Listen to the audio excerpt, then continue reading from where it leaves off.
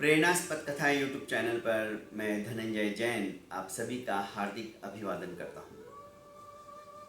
धारा नगरी के महाराज भोज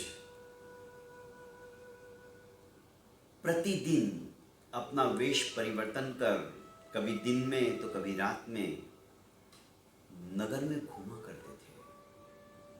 कहीं प्रजा संत्रस्त तो नहीं है, उनके हालचाल जानने के लिए आज तक जितने भी अच्छे राजा हो गए वे यही करते थे। जगह जगह वेश परिवर्तन कर जाकर किसानों के बीच में लोगों के बीच में जाकर वे सवाल जवाब करते थे। राजा का तिरस्कार करने हेतु कुछ ऐसे वचनों को भी बोल देते थे जिससे कि प्रजा सहन नहीं कर पाती थी। इससे उन्हें पता चल जाता था कि यहाँ का शासन किस तरह से चल रहा है। एक बार महाराज भोज सेनापति, पुरोहित और मंत्री जी को लेकर ऐसे ही वेश परिवर्तन कर घूम रहे थे। घूमते घूमते बहुत आगे निकल गए और रास्ता भी भटक गए। दिशा को देखते हुए वे फिर से धारा नगरी की ओर बढ़ना चाह रहे थे। रास्ता जंगल का था। जंगल में एक कुटिया बनाकर एक बुढ़िया भगवत भजन में निरत थी। वे चारों उसके पास आते हैं और कहते हैं, सबसे पहले राजा सवाल पूछता है कि हमें धारा नगरी जाना है, क्या आप रास्ता बता सकती हो? ये रास्ता कहाँ जाता है? बुढ़िया ने कहा कि ये रास्ता कहीं नहीं जाता है, इस पर जाने वाला व्यक्ति जरूर अपनी मंजिल पर चला जाता है। राजा को बड़ा गुस्सा आता है। मेरा पूछने का आशय ये नहीं था और ये बुढ़िया तो मेरे को ही व्यंग कस रही है। खैर, बुढ़िया वापस पूछती है, आप हो कौन? कहां से आए हो और कहां जाना चाहते हो? राजा ने कहा, मैं राजा हूं। बुढ़िया बोली, इस संसार में तो सिर्फ दो ही राजा है, फिर तुम तीसरे राजा कहां से आ गए? राजा तिलमिला उठता है पर चुप हो जाता है। पुरोहित कहता है कि हम ताकतवर लोग हैं, आप हमें रास्ता बताओ। बुढ़िया कहती है, तुम कैसी बात कहते हो और तुम झूठ क्यों बोलते हो? संसार में ताकतवर दो ही है, तुम तीसरे कहां से आ गए? पुरोहित भी झेप जाते हैं। सेनापति पूछता है कि हम क्या झूठ बोल रहे हैं, हम जो है वही बता रहे हैं। आप हमारे सवालों का सीधा सीधा जवाब देने के बजाय हमें ही उल्टा उलझा रही हो। इन्होंने कहा मैं राजा हूं, तो इसमें क्या गलत हुआ? तुम बोलते कि नहीं, राजा तो सिर्फ दो ही है, तुम तीसरे कहां से आ गए? इन्होंने कहा कि हम ताकतवर है, तो तुमने कहा नहीं, ताकतवर तो दो ही है, तुम तीसरे कहां से आ गए? अब मैं कहता हूं हम क्षमतावान हैं, हमें रास्ता बताओ। बुढ़िया फिर हंसी और कहने लगी, क्षमतावान तो सिर्फ इस संसार में दो ही है, तुम क्षमतावान कहां से हो गए? अंत में जब मंत्री की बारी आई तो मंत्री ने कहा कि हे माते, सचमुच में हमें धारा नगरी जाना है और हम चाहते कि आप हमें मार्गदर्शन करो, हमें रास्ता बताओ। उल्टा आप हमें पूछ रही हो कि तुम कौन हो? हाँ, मैं बिना जाने पहचाने आपको कैसे क्या रास्ता बता दूं? आप हो कौन? मंत्री ने कहा, हम साधु हैं। बुढ़िया फिर हंसी, क्यों झूठ बोलते हो? इस संसार में साधु तो सिर्फ दो ही है, आप तीसरे साधु कहां से आ गए? चारों की चारों झेप जाते हैं। आखिर बुढ़िया ने ही कहा कि देखो, इस रास्ते पर चलने वाला व्यक्ति धारा नगरी ही जाता है, आप चलते चले जाओ, आप अपनी मंजिल पर पहुंच जाओगे। चारों वहां से निकलते हैं, पर चारों चिंतनशील थे, विचारशील थे।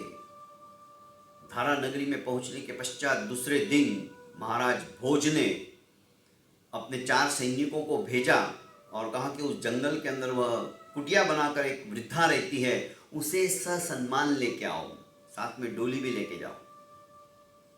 बुढ़िया के पास वे चारों सैनिक आते हैं और कहते हैं कि माँ जी, आपको स्वयं महाराज भोज ने आमंत्रण दिया है, आप राज दरबार में हमारे साथ चलिए। बुढ़िया ने कहा कि मेरा राज दरबार से क्या काम, मुझे क्यों बुलाया महाराज भोज ने? वो तो हमें नहीं पता, पर आपको ससम्मान लाने का आदेश दिया गया है। बुढ़िया तैयार होती है जाने के लिए। बुढ़िया जब राज दरबार में पहुंचती है तो उन चारों को जब देखती है, सोचने लगती है कल तो यही चारों थे मेरे पास आए हुए। महाराज भोज ने उसके लिए एक अच्छा सिंहासन बना के रखा था बैठने के लिए। आदर के साथ राजा भोज बोलते हैं कि माते, आप यहाँ पर विराजमान हो जाइए।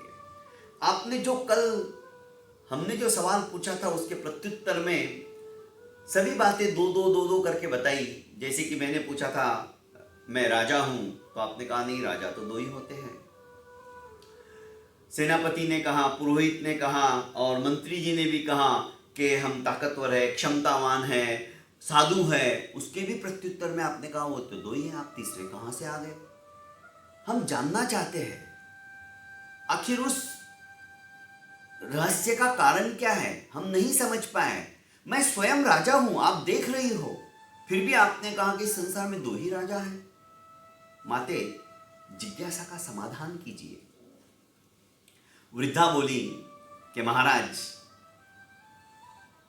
मुझे खुशी है कि आप राजा होते हुए भी इस तरह से जिज्ञासु भी हो, और आपका तो नाम दिग्दिगंत के अंदर फैला हुआ है, पर सच को झुठलाया नहीं जा सकता ना।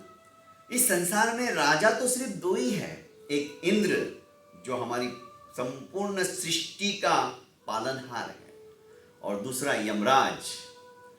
विज्ञान चाहे कितना भी डेवलप हो जाए, पर जब जीव पैदा होता है और शिव में विलीन होता है तो कहाँ जाता है, किस रास्ते से जाता है, कोई नहीं जानता। ये सिर्फ राजा दो ही है, इंद्र और यमराज। इसलिए मैंने कहा कि आप तीसरे राजा कहाँ से आ गए? राजा गदगद हो गए। वाह, वाकई में ये तो सार गर्भित उत्तर दिया इन्होंने। दूसरा प्रश्न जो कि पुरोहित ने कहा था कि हम ताकतवर हैं, उसके प्रत्युत्तर में आपने कहा कि ताकतवर तो सिर्फ दो ही है, तुम तीसरे कहां से आ गए? इसका क्या जवाब है माते? उन्होंने कहा, उस वृद्धा ने, कि संसार के अंदर ताकतवर यदि कोई है तो वो अन्न और जल। आप सोचो, यदि अन्न और जल ही नहीं मिला तो आपकी सारी ताकत व्यर्थ है, आप क्षीण हो जाओगे, कृशकाय हो जाओगे। तो ताकत तो देने वाले ये दो ही है, अन्न और जल। राजा फिर गदगद हो गए। प्रजा भी आश्चर्यचकित होकर वृद्धा के प्रश्नों के उत्तर में समाधान कारक जब बातें सुनने को मिल रही थी और युक्ति युक्त उन बातों को सुनकर हर्ष विभोर हो रहे थे। तीसरी बात जब सेनापति ने आपसे पूछा था कि हम क्षमतावान हैं, तो आपने कहा कि क्षमतावान तो दो ही होते हैं। तो माते बताइए, कौन है वे दो? क्षमतावान इस संसार के अंदर सिर्फ और सिर्फ स्त्री होती है। क्षमता अर्थात वो धारण करती है, धैर्य रखती है, उसकी क्षमता की परीक्षा कभी नहीं लेनी चाहिए। और दूसरी है पृथ्वी, उसकी भी क्षमता है सबको समेट कर रखना, सबको संभाल कर रखना। स्त्री और पृथ्वी के अंदर ये दोनों बातें समान है। इसीलिए मैंने कहा कि क्षमता तो सिर्फ दो ही लोगों के अंदर होती है, तुम तीसरे कहां से आ गए? राजा फिर से प्रसन्न होते हैं और अंतिम प्रश्न जो कि महामंत्री का था, मंत्री का था, कि आपने कहा था कि साधु है, और साधु तो दो ही होते, तो वे कौन से दो साधु हैं? वृद्धा कहती है, भगवान शिव जो आज भी हिमालय के ऊपर उसी वेश के अंदर भभूत रमाए हुए संसार की पालना करते हुए एक ही वेशभूषा के अंदर विराजमान है। सच्चा साधु तो वही है। चाहकर भी वे अपना तृतीय नेत्र नहीं खोल रहे हैं, गुस्सा नहीं आने दे रहे, क्षमता, सहनशीलता, राजा की जो धैर्यता, अन्न जल, ये सारी समष्टि को उन्होंने अपने अंदर समाहित करके रखा है। वे सच्चे साधु हैं। और दूसरा, संतोष। जिसके मन के अंदर संतोष है वही सच्चा साधु है। लवलेश मात्र भी जिनका मन विचलित नहीं होता है, अभिप्सा नहीं रखते हैं, इच्छा नहीं रखते, आकांक्षा नहीं रखते हैं, वे ही सच्चे संत हैं। वे समाधानी होते हैं। मिला तो ठीक, नहीं मिला तो शुक्र है उस प्रभु का कि आज उसने मुझे उपवास करने का मौका दिया है। समाधान, संतोष, जो कुछ है उसी के अंदर संतुष्टता, यही सच्चे साधु की पहचान है।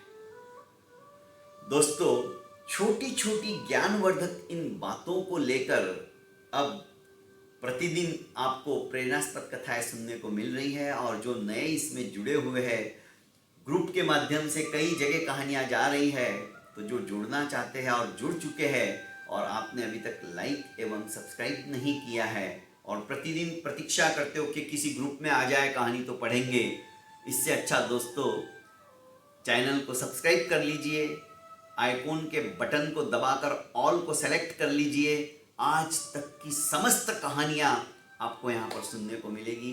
बहुत बहुत धन्यवाद। मिलते हैं कल फिर इसी वक्त इसी समय।